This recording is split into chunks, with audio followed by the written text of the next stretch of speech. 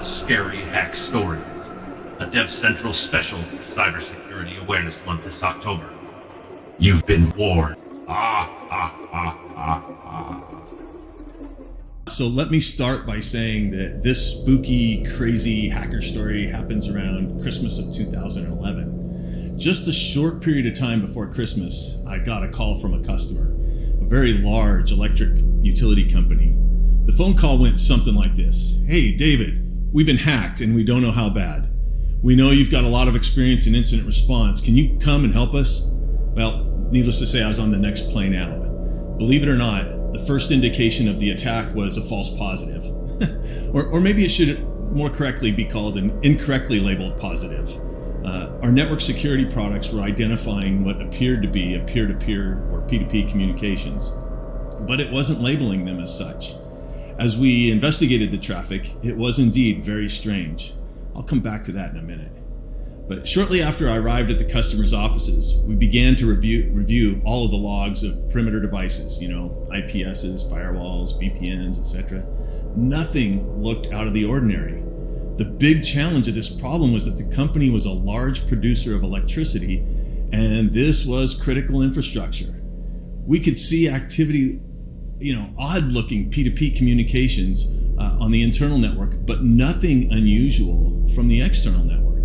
Well, priority number one quickly became to verify and validate that no connection was open between the administrative networks and the operational networks. So the networks that control how much electricity flows into where? Well, those are OT networks, right? And with hundreds of operational or OT networks to search, the response became an even bigger ordeal, I guess. Federal agencies were given the information that we could not confirm any malicious activity on the OT networks, but we couldn't confirm it either. We were also unable to find any evidence of personal, PII, customer, or employee data being leaked. So what was going on here? Well, to understand how this happened, I need to give you a little bit more of the background information. This utility company had won a large grant to deploy smart grid technology throughout their region. This was 2011, and smart grid technology was really just getting started. The grant was going to prove the value of this technology in large rural areas.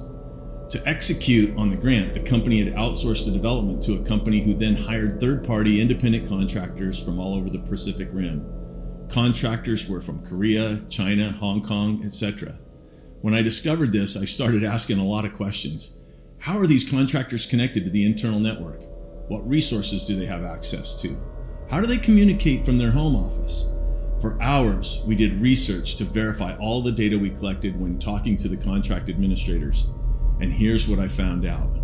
The contractors were put in a large room and put on their own network with a dedicated switch that provided connectivity directly into the heart of the company. No VPN, no authentication, nothing. Of course, that immediately changed. We required full logging, an IPS to separate the two networks, individual authentication, and then we could see what was really going on. And of course, there was a lot more that went into it than that. But now back to that strange P2P traffic. As we investigated this further, the P2P traffic was actually an antiquated version of high-speed token ring running over TCP/IP.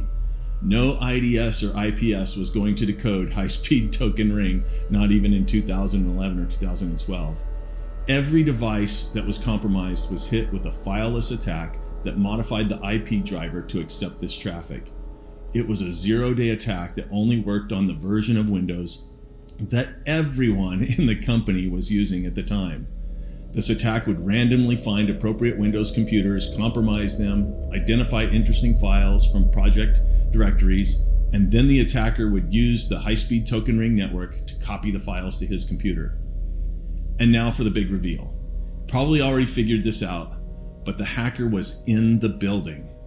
One of the contractors working as a project manager in a non-technical role was regularly exploiting many of the company's employees' systems, looking for details of the development of the smart grid technology.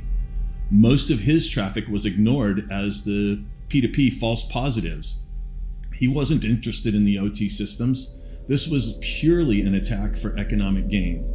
The attacker was from China, and we later learned upon investigating his laptop that he was indeed a part of APT-1. For those of you that aren't familiar with APT-1, this is an advanced persistent threat that was identified by Mandiant, but that report wasn't released until several months after we had already completed our investigation and managed to find the person who was actually doing the work. So you might be asking yourself, how did we catch him? Well, if you want to know more about the details of how we were able to identify and apprehend the attacker, reach out to me at davidt@nonamesecurity.com.